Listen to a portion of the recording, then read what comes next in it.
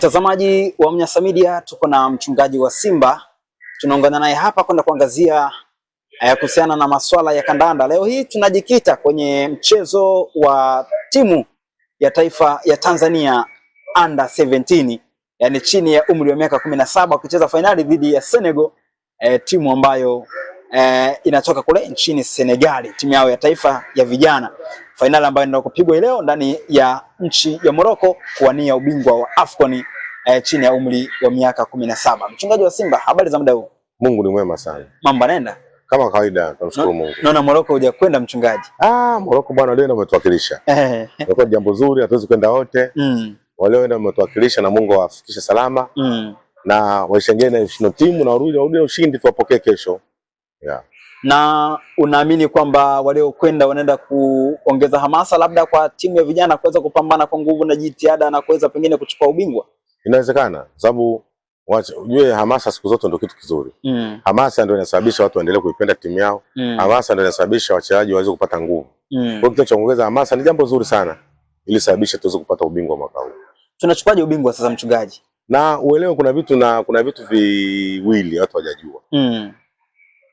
Tukimfunga Senegal, dunia nzima itashangaa. Hiyo sema labda inabidi uwe makini kidogo. Tukiifunga Senegal, dunia nzima itashangaa. Itashangaa kwa vitu gani?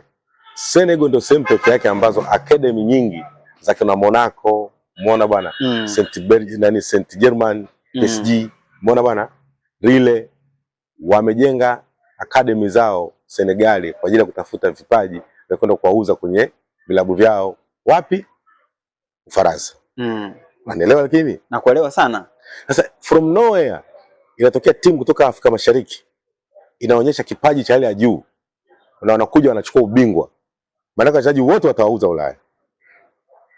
Wanasoma mpaka hapo? Na kusoma sana. Kumbuka wao PSG, wao Lille, Lyon, sehemu pekee nice ya kuchukua wachezaji wa kupeleka Ulaya wanatoka kwenye academy ambazo zimejengwa wapi? Senegali. Kwa hiyo leo Senegali ikifungwa automatically sisi tutaonekana ni bora zaidi. Kwa hakuna mchezaji atakayesalia kutouzwa Ulaya. Kwa hiyo leo kwenye benchi la ufundi Elineza yule kocha wa timu ya miaka 17 Serengeti Boys atawaeleza kwamba nyie ndio safari yenu ya kwenda Ulaya ndio hii imeiva. Wapi? Kwenye vyumba vya kubadilishia nguo. Safari ya kwenda Ulaya imewadia. Ni fursa kama hizi zinakujaga baada ya miaka hata 20 au 50 ijayo. Chance yenyewe ndio hii hapa. Kwa kila mtu ajitume kwenye nafasi yake. Ili uweze mawakala walioko jukwani ni wengi mno. Hivi unajua siku ya leo robo ya washabiki ni mawakala. Maana yake kuja kusaka vipaji pale. Yeah. Mawakala ambao wanatoka nchi mbalimbali duniani. Na umri ule ndio kuachukua wachezaji kwenda Ulaya. Unaelewa mpaka bado watoto. Umeelewa? Kwa hiyo ukiangalia kwa jinsi ambavyo wamekuja kuchukua vipaji ambavyo vitaje kuonekana. Na soko la dunia ni vipaji ya vijana. Vijana walioko sasa hivi kuuza Ulaya inakuwa ni rahisi zaidi. Kwa academy ambazo zimejengwa Senegali ni academy za kuuza wapi ujue? Wachezaji ambao wako Senegali. Academy ambazo ziko Senegali ni kwa ajili ya kuuza Ufaransa. Umeona? Kwa hiyo wachezaji wengi wanategemea kuuzika wapi? Ulaya wakiwa wanatoka Senegali. Kwa hiyo Senegali kama leo itafungwa, fursa kubwa sana itakuwa wachezaji wa national team ya vijana ya Serengeti Boys kwenda kuuza Lille. Umeona bwana? Saint Germain kuuza wapi? Nice. Kuuza Ufaransa karibu yote iko pale. England yote iko pale. Ureno yote iko pale. Ujerumani yote iko pale. Mawakala yote wako pale kutafuta wachezaji. Yeah. Kwa hiyo leo kwanza tu mpaka hapo sasa hivi kuna kipa kashapata timu. Kipa wa under 20? Kashapata timu tayari. Kashapata timu. Simona. Kwa hiyo ni jinsi gani ninachokueleza kwamba sisi wa Tanzania tujivunie sana rekodi ya kuingia si kuchukua ubingwa tu. Kuna faida kubwa sana ya hapa tulipofikia. Nusu wachezaji wengi wataenda Ulaya. Na wakienda Ulaya ndio rahisi kuwaita 2026 kuja kucheza 2027 mwakani. Mwakani. Hata usipokuja 2027 michuano inayokuja mingine ni rahisi kuwaita kwa sababu watakuwa tayari wanakizi kucheza national team. Wana uzoefu wa kutosha. Kwa hiyo nafasi ambayo pekee ambayo tumeipata ni hii hapa. Kuwauza wachezaji Ulaya. na shida yetu kubwa ya national team na wachezaji ambao kutokuwa na exposure ya kucheza Ulaya. Sasa nafasi yenyewe ndio hii hapa ambapo tumeipata safari ya kuja kupeleka wachezaji Ulaya. Yeah. Labda kwa upande wako mchungaji, unashauri nini leo hii wachezaji wa under 17 wafanye kupambana kuhakikisha kwamba wanachukua ubingwa? Kinachotokea ni kwamba leo hata ubingwa tusipochukua, leo si hatuna cha kupoteza. Hata ubingwa tusipochukua, hatuna cha kufanya cha kupoteza siku hii ya leo. Kwa vyote ambavyo vimefanyika, kufika finali tu nako ni tukio kubwa sana ambalo linatupelekea sisi kuweza kutambulika zaidi duniani. Ile kumtoa Morocco tu, umeona ambaye mwenyeji, hiyo imetupa heshima kubwa sana.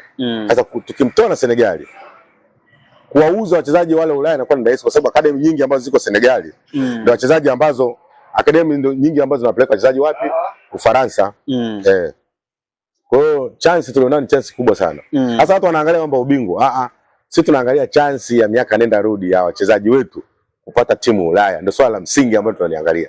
Leo nimezungumza kiutaalamu na kiuzoefu zaidi, kwamba wachezaji exposure ambao wanaenda kuipata Ulaya na kuja kusaidia national team.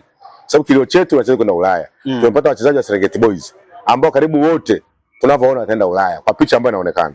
Kuna mmoja anaenda Malmo. Na ile si ni kipa. Unaona mnazungumza shaanza.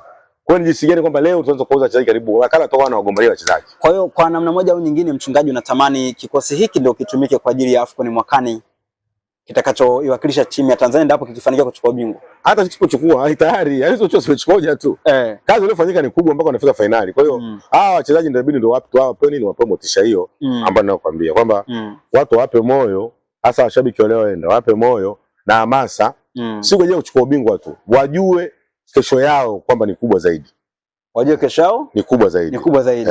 Na endapo atafanikiwa manake kuchukua ubingwa, mchungaji, pengine Afrika Mashariki na Kati, sasa Tanzania itaonekana kwenye swala zima la timu ya taifa, manake tumepiga hatua kubwa zaidi kwenye michuano. Manake tayari tumeshamfunga Misri kwa kumuondosha kwenye hatua ya nusu finali. Sasa tunakwenda kucheza na Senegali, timu ambayo kwenye soka la Afrika kwenye upande wa timu ya taifa inaonekana ndio wababe zaidi.